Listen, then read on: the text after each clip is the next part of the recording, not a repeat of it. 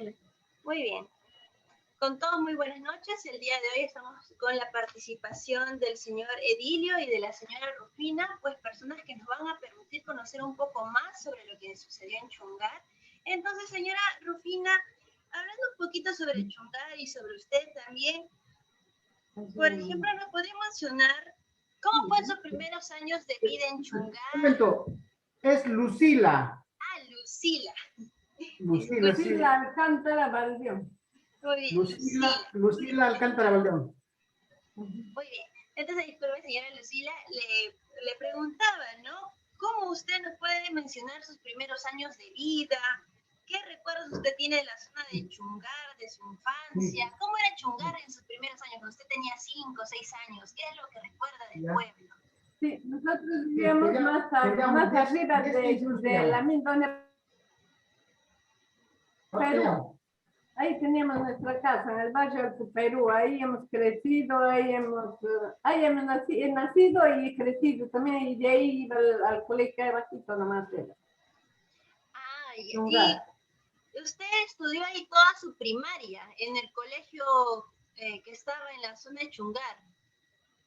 Sí. El colegio estudié yo hasta 4º grado. 4º grado de primaria. Sí, de primaria. ¿Y por qué quizás no continuó los estudios? ¿Qué pasó? Porque ahí cuando estamos estudiando nos pasó la tragedia, pues ya no, ya saliendo todavía he terminado ya mi primaria. Ah, luego de la tragedia fue como que interrumpió toda su educación. Pasó.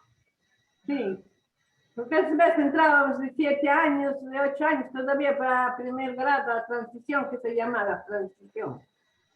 Ah, de acuerdo. Ajá. ¿Y Sí, qué recuerda usted de Chungar cuando era niña? ¿Cómo era Chungar antes de la tragedia? Chungar era bonito, lindo, era Chungar, yo que me recuerdo, porque ahí mi papá trabajaba en la mina.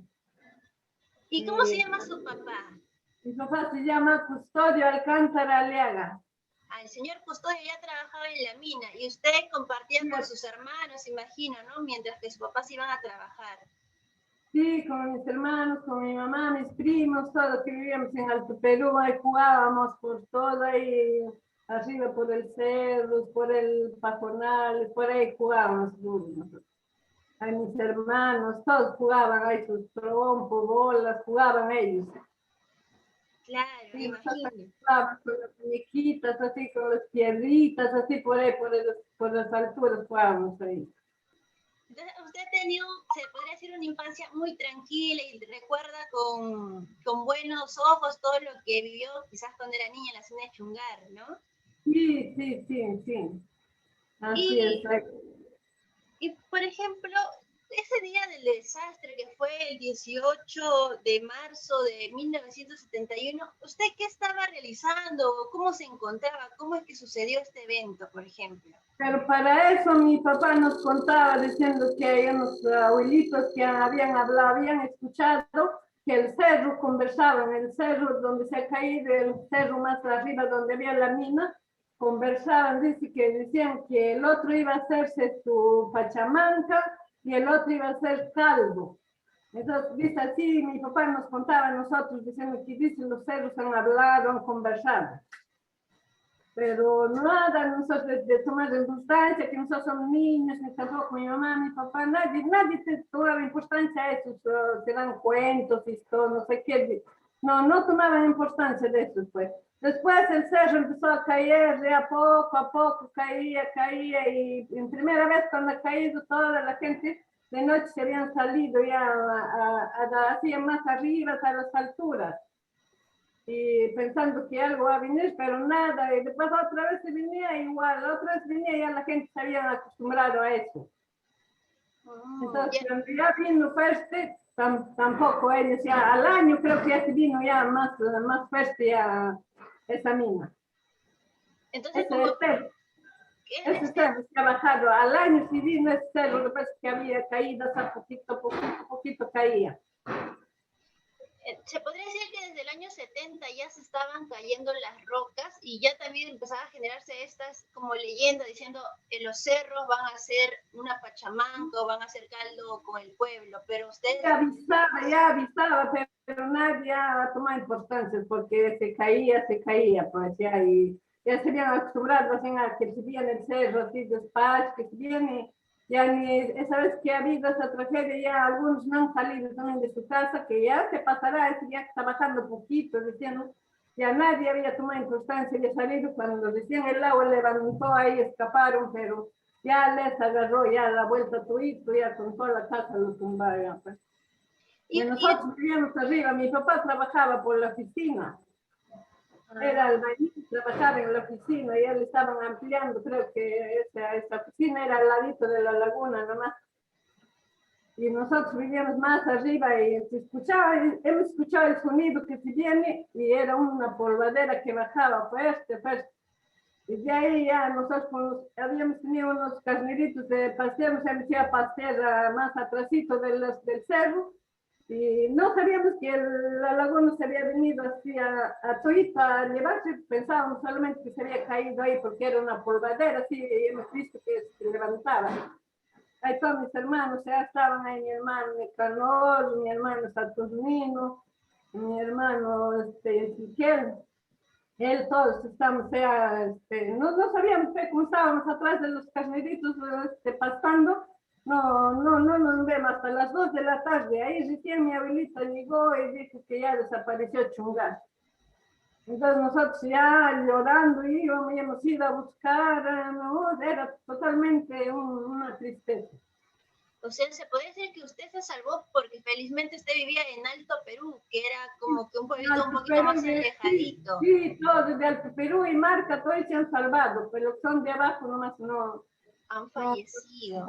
Y su papá en ese momento se encontraba justamente laborando, ¿no? Sí, laborando ya en el ladito de la laguna no era la oficina y estaban ampliando. Y mi papá ya no le dieron lo que se ha ido temprano. ¿Usted más o menos cuántos años tenía cuando sucedió eso? 10 pounds estaría India. De 10 años para 11 años. Próxima. Y era todavía una niña cuando vio todo esto, pues no, y que para sí, usted no, sí. Mi hermano es el que más se acuerda, mi hermano es psiquiatra.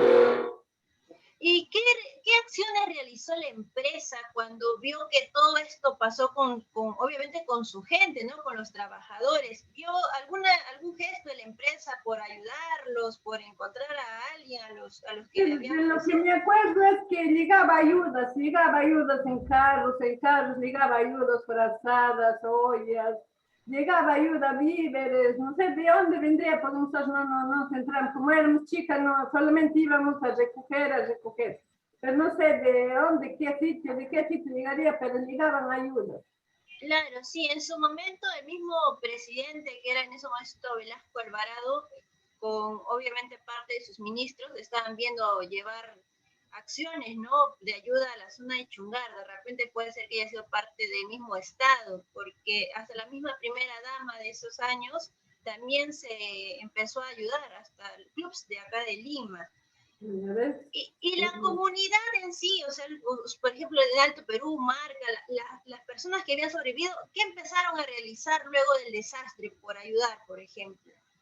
A buscar a los que se han desaparecido, a ayudarnos ahí entre nosotros, los que se han quedado sin casas, se han quedado así con sus ropas puestas encima, es ayudar a estos, a ellos, pues ayudar todos los días y en las noches, todo ahí a hacer comida y para que así hacían nuestras mamás, nuestras tías hacían comida para todas las personas que han quedado desamparados, sin casa, sin nada. Claro, ollas comunes, ¿no? Para ayudar, imagino, a los niños que han quedado, a los ancianitos que han estado ahí. Ollas común preparaban ahí en el Alto Perú, aquí había una comprensora que se llamaba, había una oficina de minas. Ahí preparaban comida para todos y ahí ya nos repartían a todos. ¿Y qué tipo de minerales extraían de Chungar?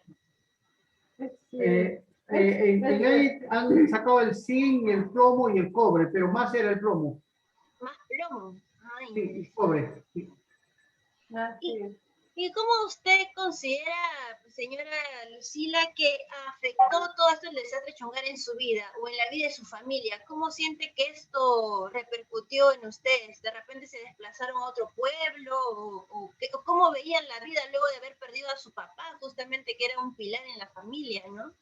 Sí, pues de ahí después de varios años todavía hemos salido nosotros a Limón, porque mi mamá ya se buscó otro esposo, así como quedaron viudos, se encontraron y se unieron con otro esposo ya mi mamá, con el padrastro, entonces ahí salimos a Limón. Sí, porque él trabajaba ya en Animón, le han pasado a Animón, ahí ya, nosotros ya hemos estado y ahí ya trabajábamos, estudiábamos, trabajábamos, así hemos estado ahí. Usted ya prosiguió sus estudios ya en Animón, ya. Sí, en Animón, sí, terminamos ahí ya, trabajando. Y ahí conoce usted al señor Edilio de repente. Sí, después de varios años todavía ya con él ya me encontré ya en Animón. Ay, no. Entonces luego de eso ya usted ya viene para Lima, me imagino ya casada, ¿no? Ya luego de haber pasado esta experiencia de Chungar, de Animón y ya... Sí, volvemos todavía a Chungar, pues como él dice, hemos vuelto después de unirse, a casarse, hemos vuelto un año, hemos estado ahí, mi hijito del otro ha nacido ahí también. Ah, un hijo de ustedes ha Sí, nacido... pero hemos estado pocos meses nomás, de ahí ya nos regresemos a Animón, en Animón sí ya vivimos ya años. Interesante. Y señor Edilio, usted que también conoce por otras personas, ¿qué podría quizás añadir en información sobre lo que sucedió en Chungar o lo que usted podría quizás resaltar que considera que más personas deberían conocer un poco sobre este tema? Bueno, lo que yo cuando estaba ahí y he conversado con muchas personas de repente que han sobrevivido y estaban ahí, porque he tenido incluso como compañeros de trabajo a varios que han vivido y han vivido en carne propia esa tragedia, ¿no? Entonces ellos me contaban que, por ejemplo, por ejemplo, el señor Rufino López, ya que en paz descanse, él me contaba, ¿no? Porque más o menos ya un año antes, en invierno del 70, había empezado a caer ya pequeñas rocas de ahí del cerro. Bueno, el cerro en realidad dicen que se llama Poajanca, pero en realidad cuando tú ves que es no es, cuando tú ves así característicamente no se llama cerro Poajanca eso, porque el cerro Poajanca está a la espalda. Y el cerro, eso se llama, dicen Cerro Chungar, Cerro Yanahuí, ¿no? En realidad no está definido bien cuál es su nombre verdadero de ese cerro que ha caído, ¿no? Entonces, como caía ya piedras, dice que ellos ya le habían tomado como una costumbre, ya que caía, y es por eso que, están teniendo cuidado del agua, y el problema es que ahí se habían almacenado el relave de la concentración de la planta más el agua. Entonces se había hecho como algo de lodo, como barro. Entonces cuando ya cayó la roca grande, se fue a la laguna, y la laguna salió como una ola, ¿no? Explosionó como una ola, y al subirla el agua, a subir como una ola por arriba, y al volver es el que se arrastra todos los campamentos, las personas, todas las cosas, todo que ha desaparecido, ¿no? Entonces, en esta desaparición, por ejemplo, ha desaparecido el campamento de Pampa en su totalidad y parte de Cantagario. ¿Ya? Cantagario, que una partecita había quedado, ¿no? Pero casi como un 70% que había desaparecido. Pero ¿por qué desaparecen estos campamentos? Cuando empezamos a hacer un análisis, mirando, porque yo he visto el terreno, los campamentos solamente lo han construido, lo han hecho una losa así común y corriente, y sobre encima no se habían sentado los quincones, no las digo, sino los quincones, que eran bloques de quincones, y con eso lo hacían los cuartos. no tenían ningún tipo de fierro, no tenían nada, solamente lo hacían, lo picaban con ese cruzado y lo amarraban y subían y lo ponían la madera, la calamina y su techo y su puerta y ahí quedó todo, ¿no? Entonces, como el agua ha subido y al volver se lo ha llevado, se lo ha arrastrado, pues como si fuera una cajitas de fósforo, ¿no? Como si nada, se lo ha llevado todo, se lo ha arrasado. Pero si esto hubiera sido una construcción de un campamento hecho con columnas, con fierros, con todos, de repente hubiera golpeado, hubiera afectado a algunos, de repente ahí lo hubiera tumbado la casa, o se hubiera inclinado, ¿no? Pero de repente adentro hubiera habido muertos, pero de repente no muchos, hubieran quedado heridos, hubieran sobrevivido muchos, ¿no? Incluso las cosas no se hubieran perdido de él, ¿no? Pero como estaba sentado sobre una base, lo ha juntado todo, se lo ha arrastrado todo y se lo ha llevado a la laguna, ¿no? Es lo que, más o menos, lo que, cuando hacemos un análisis, viendo ahí con lo que he conversado con las personas, es lo que me cuentan, ¿no? Como no tenía nada, se lo ha llevado, ¿no? Entonces, ahora, como usted antes dices, por ejemplo, ¿qué han hecho ese rato? Por ejemplo, la empresa, ¿qué acciones ha tomado? ¿No? Prácticamente la empresa no ha tomado casi ninguna acción porque todos sus funcionarios que estaban en la oficina han fallecido, han desaparecido, toditos, ¿ya? Nadie ha quedado prácticamente de la empresa.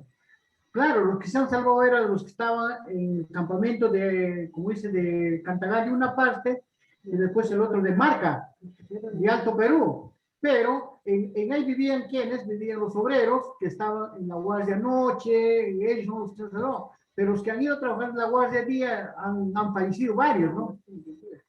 Entonces, y los que estaban en interiores de mina, también se han salvado varios. Se han salvado bastantes los que están en interiores de mina.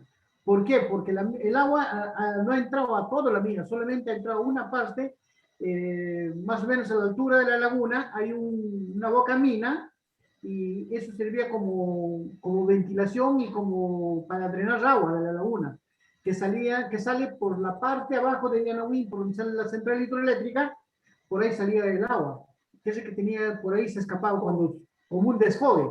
Entonces, los que estaban ahí cerca, ahí sí han afectado, ¿no? Y muchas personas, los que han entrado, por ejemplo, lo que han arrastrado el campamento, muchas personas lo han encontrado en ese trayecto también a la gente, ¿no? El agua lo ha arrastrado para abajo.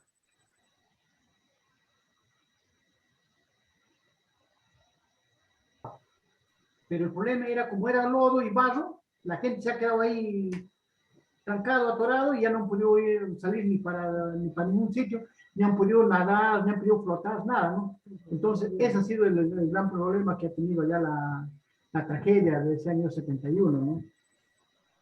Claro, como usted dice, o sea, haber construido el campamento de esta forma tan insegura propició, aparte del desastre natural de la caída, de que esto tuviera un mayor impacto en las vidas, pues, ¿no? Porque al final hasta el mismo ladrillo de repente enterró a los niños y impidió que puedan salir con facilidad, porque se derrumbaron sobre ellos, pues, ¿no?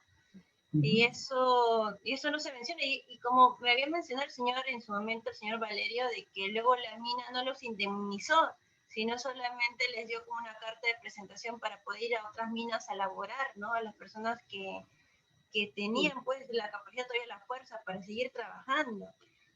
Entonces, eso nos da una cuenta también de cómo la empresa fácilmente dijo, bueno, no tengo nada más que hacer, les doy su cartita de presentación y continúan trabajando, ¿no? Y eso llama la atención, ¿no? Cómo es que también en esos años las empresas privadas, en este caso esta minera, no se comprometió con mayor ayuda, pues, ¿no? Para los huérfanos, para las señoras que quedaron viudas en su momento. Y lo que usted nos señala, obviamente nos da un indicio de cuál era el compromiso de la minera con sus trabajadores, ¿no? Que ha sido poco en lo que respecta a su integridad, ¿no? Para cuidarlos. Y eso llama Por ejemplo, en el caso de los trabajadores foráneos, quienes han quedado vivos, a través de una carta de recomendación se han ido a la compañía Santander, se han ido a la compañía de Guarón, se han ido a la compañía de Cerro de Pasco, de Morococha, ¿no? a varias empresas les han mandado, ¿no? Y el otro grupo se ha ido a la misma sucursal que es de Chungara a Limón, que está cerca de Huanyay, ¿no? Entonces, y la gente que vivían ahí, por ejemplo, en el caso de ellos, la familia Alcántara, la familia después Marcelo, y la familia Peña, la familia Valdeón, que vivían varios, por ejemplo, en Alto Perú y en Marca, como era su casa de ellos ahí, ellos prácticamente se han quedado ahí prácticamente en el abandono, en el olvido. Y para ellos no ha habido mucho la ayuda, ¿no?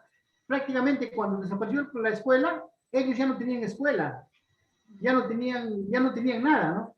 Entonces, ahora la familia que han quedado viudas, han quedado viudos, entonces, y vivían ahí y ya no podían salir tampoco fuera, ¿no? Porque era su sitio, su lugar donde ellos radicaban. Entonces, después de tiempo, de 2 años, 3 años, han salido recién, y recién han retomado algunos sus estudios, han terminado de una y otra forma, ya siendo un poco más grandes, ¿no? Entonces, prácticamente no ha habido un apoyo para esas personas de los que vivían, de los que estaban ahí, de los que eran los netamente chungarinos, ¿no? Entonces, ese ha sido el gran problema y ellos también por eso no han podido de repente superarse más. Han hecho de lo que podían ya con sus propios esfuerzos, ¿no? Como dice acá mi esposa, han tenido que trabajar y estudiar, trabajar, estudiar, ¿no? Claro, Entonces, porque muchos han quedado sin papás, otros sin mamás, entonces es prácticamente iniciar de nuevo con lo que se tenía, y es implicado que muchos, de repente su papá pudo haber apoyado más a la señora Lucila, pero al ya no estar, la mamá ha tenido que ver por todo eso, y también los niños han tenido que madurar más rápido para poder ayudar también a su mamá, ¿no? Y eso implica pérdida de oportunidades en su momento, lastimosamente. Y así es, actualmente, señor Edilio, ¿hay algún tipo de las personas que han sobrevivido, los nietos, hay algún tipo de actividad que sea antes de la pandemia que se haya hecho de repente anualmente, hacer algún tipo de ceremonia en la zona o no hay alguna actividad presente? no, no hay ninguna, señorita, ninguna, porque nosotros prácticamente desde lo que yo me uní con mi esposa, ya son más de 32 años, no hemos hecho ninguna ceremonia así entre todos, ¿no? Bueno, nosotros íbamos a poner unas florcitas, algo así, cada vez al canto de la laguna, ¿no? Pero eso era como familia así independiente, ¿no? Pero viendo que ya iba a cumplir este año del 2021, el 18 de marzo, a cumplir los 50 años, sí en mente estaba mío, como no se encontraba mi suegro ahí en la laguna, hacer una misa, hacer una romería, hacer como algo de recordar los 50 años de lo que había ocurrido esta tragedia, ¿no? Pero la pandemia, que cuando comenzó marzo del 2020, prácticamente nos dejó sin poder hacer nada, porque nosotros justamente la pandemia que nos pone en una emergencia fue algo del 15, 16 de marzo, ¿no? Y nosotros el 18 íbamos a viajar justos, a 3, 4 días íbamos a viajar a Chungar, a poner unas flores, algo así, nosotros entre la familia, ¿no? Y justos ya comenzar para los 50 años para hacer algo ya, un recordatorio. De lo que sé, sí, en el mes de marzo, más o menos, hace 30 años atrás, no, sí, unos 25 años atrás, han hecho una pequeña reunión, una pequeña reunión, pero no los hijos, sino los trabajadores que trabajaban ahí como una fiesta de carnaval. Y recordaron ahí sí un poco la tragedia que había ocurrido, ¿no? Pero no fue directamente como para hacer algo de una romería o algo, recordarse de lo que había pasado la tragedia, sino era como una fiesta carnaval, nada más, ¿no? Y se iba a comenzar a hacer de año en año, pero lastimosamente como no había los trabajos ahí, desaparecieron los trabajadores y ahí quedó ya esa festividad también, ¿no? Que habían querido iniciar, ¿no? Interesante. Y actualmente para acceder a Chungar, ¿sigue siendo trocha, imagino, el camino? ¿O han visto con el paso de los años que quizás el distrito, el gobierno regional ha mejorado la pista para acceder a Chungar? Porque me No, muy difícil para ir ahí en la trocha, si la carretera es muy accidentada. No hay arreglo. Mira, ahí está la compañía minera Volcan, ahorita sus centrales hidroeléctricas, ¿no? Está ya Cacraya, Nahuín, Chagua, mismo Huanchay, ¿no? Tiene varias centrales la empresa. Pero a pesar de eso, desde el cruce de bajada de Vichaycocha hasta Chungal, la carretera es un desastre, prácticamente olvidado. A pesar que hay una compañía minera que tiene sus centrales hidroeléctricas ahí, totalmente descuidado, ¿no? Ahora entras por la parte baja, ahora que han hecho una carretera última por Colpa, bajando, subiendo por Guaral o de Chicocha más abajo, del cruce, para arriba. Eso sí, un poco se encuentra mantenido hasta la central hidroeléctrica, pero de la central hidroeléctrica para arriba, de Huanché para arriba, es también un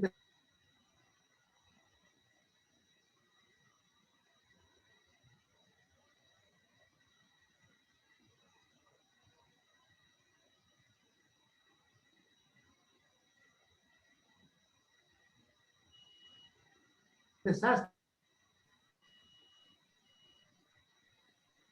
Ah, ya. Muy bien, quería agradecerles por el testimonio, pero antes de terminar pues esta entrevista, quería más o menos ver su opinión, ¿no? ¿Qué podrían decirle o qué reflexiones le trae lo que ha sucedido en Chungar, como para cerrar de repente esta conversación? ¿O qué mensaje ustedes darían a las personas que escuchan este testimonio? ¿Qué reflexión les trae? Bueno, el Perú tiene varios tipos y formas de regiones, ¿no? Tenemos la costa, tenemos la sierra, tenemos la selva. Tienen distintas infraestructuras, de distintas formas de características del sistema de la naturaleza.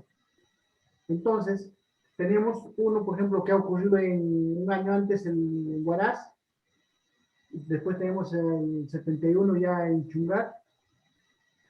Después tenemos también el año 98, el 23 de abril, en la mina mismo de Animón, que es de Chungal también, que se entró a la laguna, a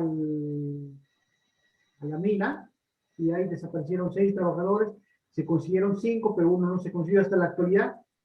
Entonces, hemos visto que la naturaleza, si no estamos atentos a la naturaleza, hay cualquier noticia que nos puede dar una sorpresa, ¿no?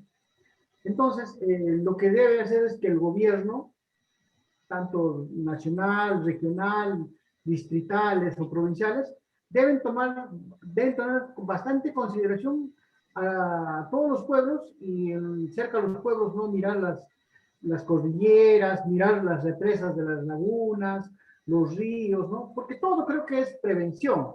Si usted previene, no va a haber esas ocurrencias. Porque con la naturaleza no nos podemos jugar, ¿no? Si hay fuerte lluvia, ¿qué viene? Huaycos. Si hay un fuerte sismo, ¿qué hay? Se puede venir derrumbes, cuántas cosas, ¿no? Entonces, todo depende del gobierno, cómo prevé a todas las poblaciones donde tienen riesgos, ¿no?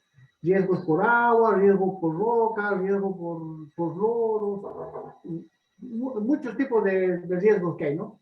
Entonces creo que el gobierno debe tomar la atención y